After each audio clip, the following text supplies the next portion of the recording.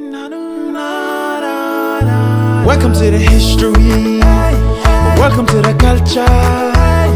Welcome to community that dreams and achieve. Living in change for better tomorrow. Welcome to the Eunice Malath Show. Welcome to the Eunice Malath Show. I'm your host, Eunice Malath. There's a common statement that goes around whereby it's stated that the youth are our future. But how many of us actually believe that? And how many of us take the time to invest our energy, our money on the youth? Particularly in the South Sudanese community, the youth are seen as children, as incapable of doing anything productive, while the elders are the ones who bear all the wisdom. But that's not so. The youth have a wealth of wisdom as well, and we need to invest in them. That is very important. Here is the second portion of the South Sudanese Youth Summit that was held in Iowa.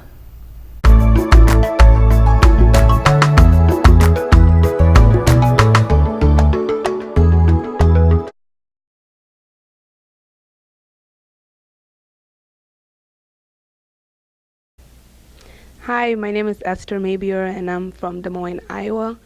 This is the first time for us to do a youth summit in the state of Iowa, and I believe we did a phenomenal job. And we had 4 different workshops, and I was working on the traditional and culture, and that's why I look the way I look right now. I have like a lawa. I have some traditional stuff going on here. It's been a great experience, actually. I was really happy that I was able to do the culture and tradition, because doing the research, I was able to learn a lot of things that I didn't know, and also being able to having the privilege to be able to pass the information that I got off my research and all that. It was great.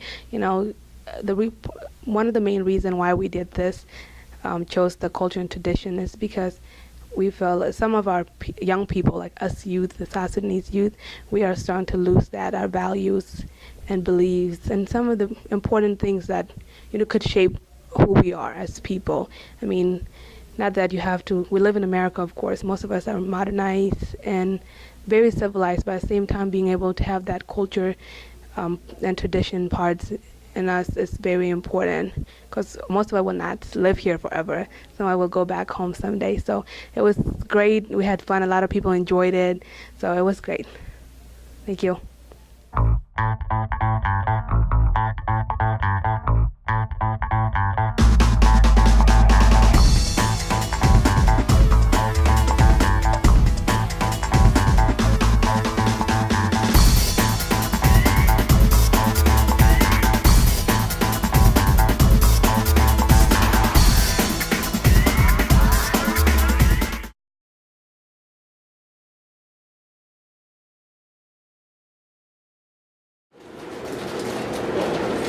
Hello guys, my name is Eunice Malath, and I'm Esther Mabior.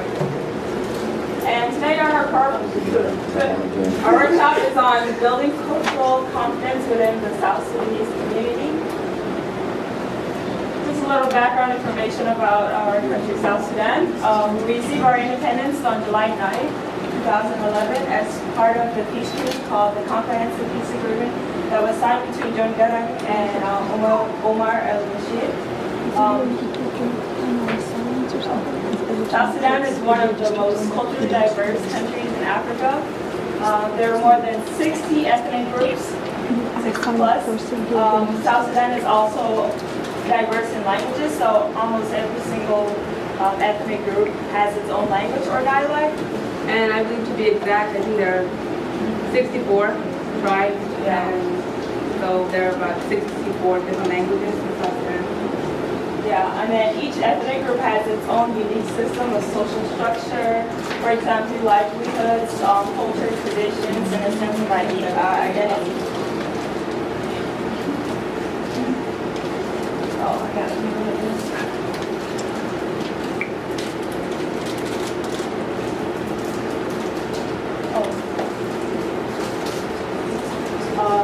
marriage practices is an important social structure among the ethnic groups, and a sense of nationhood was greatly achieved in South Sudan during the foreign occupation, slave trade, the Ottoman rule, British regime, and lastly to the discriminant Khartoum regime. This is the map of South Sudan, and these are the state of South Sudan. Yeah, and not only the states, it also has like the tribal regions also. So it's actually a good map to look at and see where everyone's located and all of that.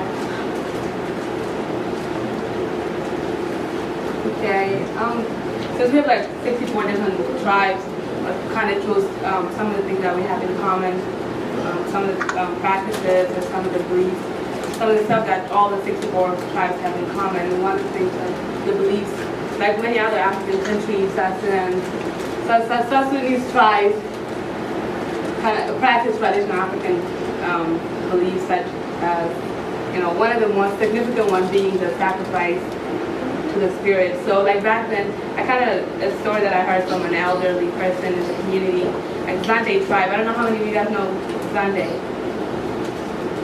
Yeah, Zande is one of the tribes of South Sudan, and one of the practices that they do, or one of the things that they believe back then, is that once the king, because they do have empires and stuff like that back then, and once the king died, they would choose some of the most beautiful girls and they would bury them alive with the king. So those are some of the stuff, the sacrifices we did back then. Yeah. So I don't know, there's so many beautiful girls in here. I don't know which female would volunteer to do that. I'm not that beautiful. I'll be honest. Yeah, and if you are chosen, you can't really say no because that's the tradition and they do it. So your parents can't say no, you can't bury my daughter. They won't kill you, they just bury your life. So if you would like put 4 different girls on the floor, on the ground, and you have to like carry the dead body of a king. And that was the custom and the tradition. They never questioned it, and they used to do that back then. That's Sunday tribe. So that's one of the sacrifices they do. And they also believe in the existence of spirits, the spirits of departed ancestors. And many of these beliefs are now fading because people are becoming modernized, and also, colonization when the Christianity came through and the religion of Islam kind of changed these stuff. So back then, like 2 years ago, when they did the research, right now, like 2012, when they did the research, Christianity was about 60%, 60.5%, and the other Africans. So they do still exist, though. There are some people still practice these beliefs, like magicians and all the witchcraft and all that stuff. They still exist in the country of South Sudan today. But as you can see, it's 32%, 32.9%. And Islam, is getting there, but it does too. We do have Southerners that are Muslims, 6.2%, and other religions, which I don't know. But yeah, these are the beliefs, spirits, marriage. Okay, marriage is one of the most common things of all the South Sudanese tribes have. And marriage is the ultimate goal of every male child or female child. Even if you become successful like what in Sudanese culture, marriage is one of the, it doesn't matter what you achieve in life if you don't get married or marry a female, or you just have to get married. That's one of the goals. And there's like phases that you go through in Sudanese culture. You have to begin with courting a female, and in Sudanese, if females don't do the courtship, it's males that go. Like other, they like you, talk to you, and all that, and then afterwards, you have to have your parents' permission, so you can't do it here in America where you go to court and get married to someone, or engage somebody without their parents or your family, consent. And then there's dowry. This is one of the young men in here earlier mentioned something about that. And dowry varies from what tribe, I wouldn't really know how many, every tribe it depends.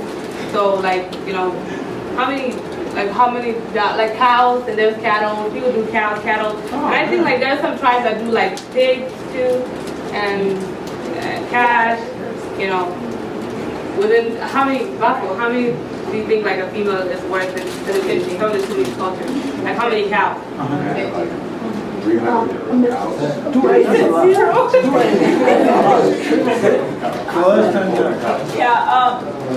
I mean, it's a lot, but it also depends on like, it also depends on the girl too and the family. So there's not a specific estimate, but like it could go with like how beautiful you are, how big your family is. Now they're putting in education level. All that So counts. there's a lot of things that go into it before they actually determine your dowry price. Oh, and another thing that Sudanese culture, tribes have in common is polygamy. We all know that. I mean, to be honest, I have not yet met a man who is against this practice.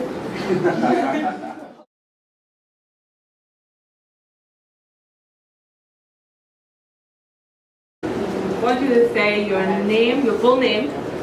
You want my like American name? No, your Sudanese name. Okay. My Sudanese name is not. Up to 5. This is not my government name. My government name is Bafo Joseph Try to. Lakin Kalabafo Balat Banuk. That's 3 names. Bafo Balat Banuk. We need 5 names. Oh, I think like it goes like Bafo Balat Banuk Red Dong.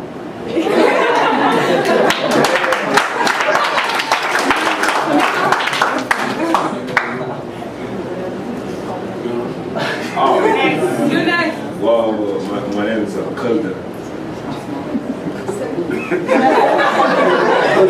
Your name, your father's name, your great-grandfather's name, your Kulda, great-great-grandfather's I don't control now.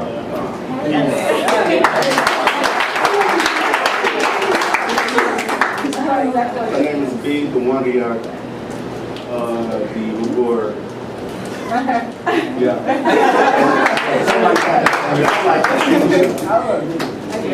Michelle. Okay. Say his name. My name's Rochelle Guy. Your father's Your name. father's name. Rochelle Shaw Guy. Go ahead. You have to say 3. Michelle. Rochelle Shaw Atari Guy. There you go. Linda, your turn. Samiha, Wani, Kazam. Don't forget that name. You guys can say that.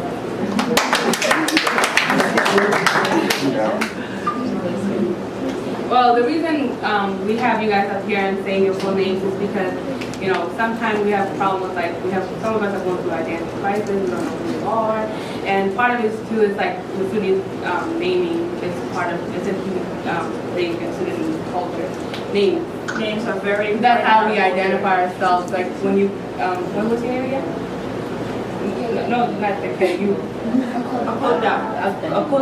Like Akoda, when he went on, and I heard some like control and down and stuff like that, I can kind of Make find connection to some of the people in here, and that's how you end up this way. Yeah, you wouldn't end up marrying your cousin because this is the problem within our young people today, our young generation. Like my name is Esther. If you go back home and you go a family, my name is Esther, my family, like my dad's side of family, they would be like, what is Esther, you know? And I may find, if I find a cousin named James David is cool. We don't know who James David is, but we can go with like cultural name and traditional name. It's easier to find each other. That's how it is back home. They'll go, you don't get stuck with some, you don't count like my name is, you know, Bafo, and that's it. You just don't say 2 names because you can end up literally marrying your own, like your second cousin or first cousin. And that, like, you know, most in South Sudanese culture, it's a taboo to get married within, you know, incest. So it's a good thing to have that. I mean, Yeah, and if you don't know, What's your full name? oh, Quaid Mabula Nyal Mabula. Yeah. Again, some of you guys may be confused why Quaid Mabula Nyal again. That's how we name, like, you know, you can name after your grandfather and then your grandfather gets. That's how it is. So my first name is Quaid. My dad's name is Mabula. My grandfather's name is Nyal, and my great grandfather's name is Mabula. And then Yeah, names can repeat in our culture because, like, with mine, my dad's name is Mayar, my grandfather's name is Mayar, and I have a brother named Mayar, so his name is literally Mayar. It's like, people are like, what? You guys run out of names or what? But it's all about keeping the name. Like, the name is such an important value in our culture that sometimes people are willing to have names repeat 5 times. They don't have any problems with that. So, if you don't know your full name, I advise you to go back to your parents, ask them. What about you don't have a full name? Huh? What about you don't have one? You don't have what? I don't have one. But my name is Eunice and the other name is Emmanuel. You always have. You have a grandfather, right? Yeah, you have a great grandfather. Those names are part of your name, right? What if you don't know? You ask your parents.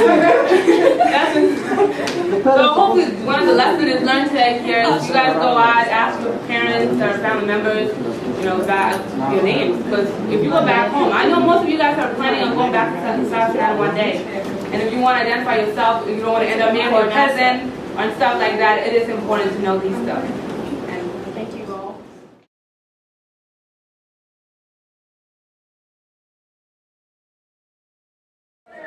Since you want to be a picture master, Really appreciate you guys coming. Glad you guys stuck around this long. Right? It takes a lot, but you know, hopefully you're getting a positive message.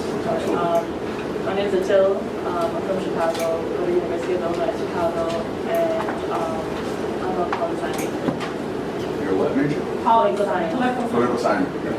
And my name is Lowell, and I'm a senior at Loyola University in Chicago, and I'm majoring in sociology and minoring in Arabic. And oh yeah. My name is Mariam Majokiwa. I can say the whole name. Starting off with an activity first, so Joe will guide you guys through it. Okay, so we're going to do you guys get in 2 groups, but the objective of the activity is to build a tower, and we're going to give you guys some materials. Yeah, we're gonna give each group 2 posters and some scissors and some tape. So you guys basically have the freedom to like do whatever you want, cut it whatever way you want, but the main point is to build the most stable, tallest tower you can with the material you have. So I think I'll start out with like counting 1s and 2s. So 1, 2.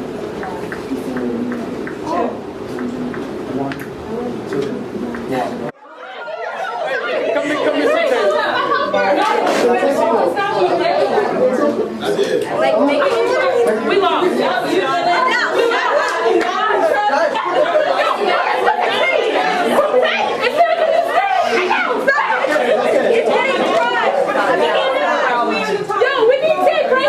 The law is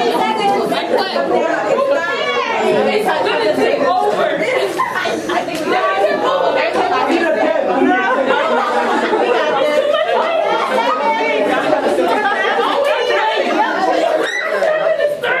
One take.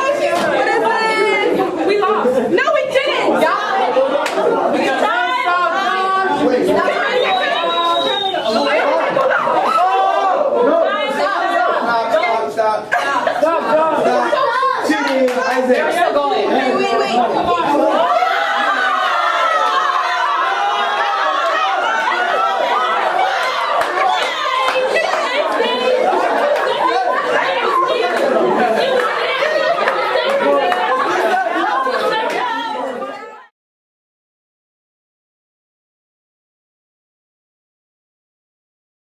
like I don't mean to try to get my language going on, but at the same time, I'm just saying if y'all really want to change, it's all on you. So there's no point all these speeches and everything, whatever y'all doing. Okay, we hear it and everything, but it's what you're doing, and I don't see nobody doing anything. So you know what I'm saying? So I'm like. Let him finish. See, this is. Just keep going, keep going. Hey, don't want to say anything. Let him speak. And this is what's wrong with our country, because you want to listen to somebody, you know what I'm saying? Like, you want to give time to somebody to speak. you know, at all. Because you feel like, oh, I have something else to say, blah, blah, blah, you know what I'm saying? You addressing it, but not him. I know. My bad. No, bro, you cool, bro. It's like, if y'all really want to change, really, you guys gotta look deeply inside. You know what I'm saying? Because it's like there's a lot of people that don't want to change. So if you don't want to change, so there's no point in you even leading up to that point. Akunda, you've made great points. If we stay here and keep going back and forth, we're going to stay here all night. Right? What I would say, Akunda, one, the fact that we're here is action. Right? That's one. I hear you. We have to look inside us and look what is within so we can change. Right? But to some people, we have to pull them to the water. We can't make them drink, but we have to get them there. Right? And for some of us, all we need is somebody to tell us, I'm proud of you. Good job. I see you. Right? And that's the point of us collectively coming here. Somebody taking their time to say, you are important. You are somebody. You can be somebody. See? You can, you will, and you must. I hear you. But because at the end of the day, more is said than is done. That's a fact. Human nature. Right? Human nature. But you can't let that frustrate you.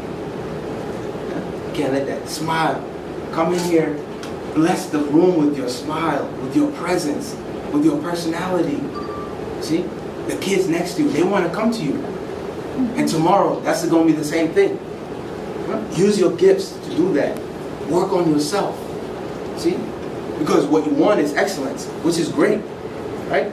But now it's, how do you get there? You got to watch your language, especially when there are kids around. You know? You got to get better in everything, every facet of life. And so do we.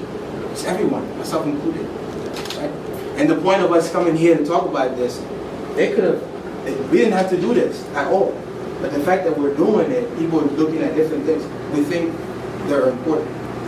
And I will summarize because I have some notes. Crime, we covered crime too. I think two things come from here. You are the master of your own fate. He said it. You control your own destiny. What do you want to do with it? It's up to you. Your mom, your dad, your sisters, brothers can't do anything about it. They can help you if you allow them to. But it's up to you. Take ownership of your life. It's that simple. Take ownership. 2, social media and bullying. Find an excuse to win. See, because each of us here, we all have to exceed our own expectations in order for us to move on. That's a fact. See, for you, succeeding it's not an option. You have to succeed. You know why? Because other kids are watching you. See, you have cousins, hundreds of them, that are watching you, that depend on you, and you have to do well. You see? You can't get frustrated when things are bad. You can't. You have to smile and keep going forward. You have to. And you have to embrace the process. This is the process. You have to appreciate these young ladies. We have to appreciate the work they put in. We have to. Second thing, don't let circumstances or people define you. That's a fact. Don't let them define you.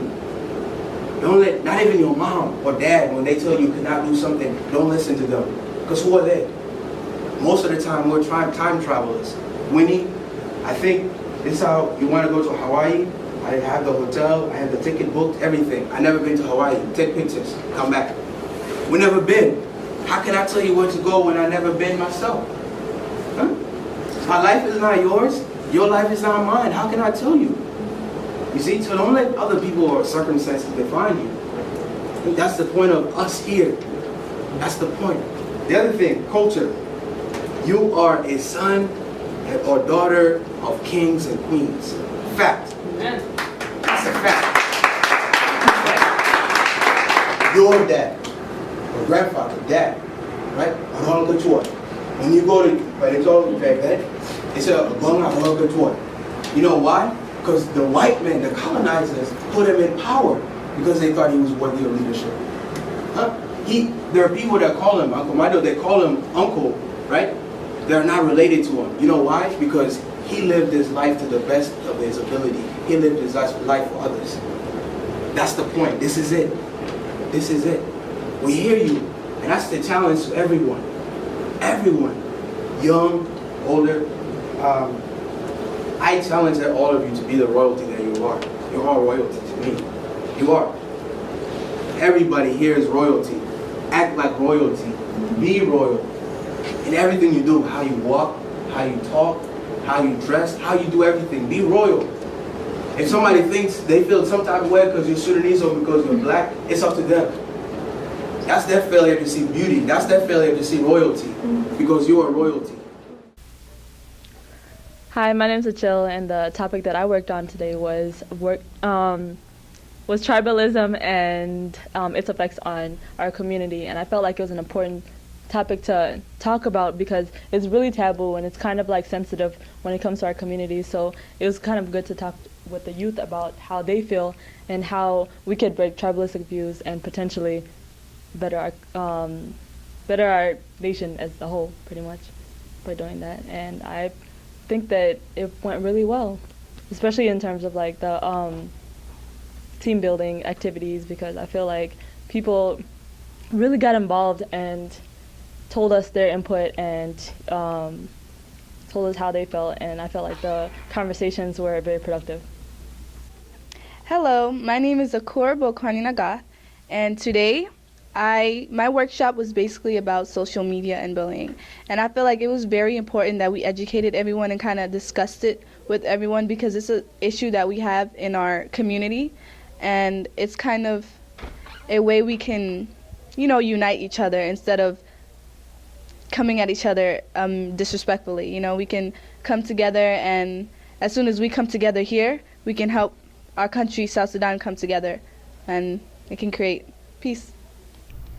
We've come to the end of the program. We hope that you have been empowered, informed, and also you'll take an active role in empowering the youth in your area, because the youth are indeed our future, and we cannot just talk about it, but we have to be action-oriented individuals, because talk is cheap, and we cannot waste our time watching our youth waste their time and their potential, because they are capable of doing many things.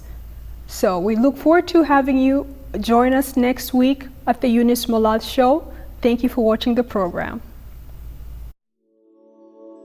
If you believe, you can achieve.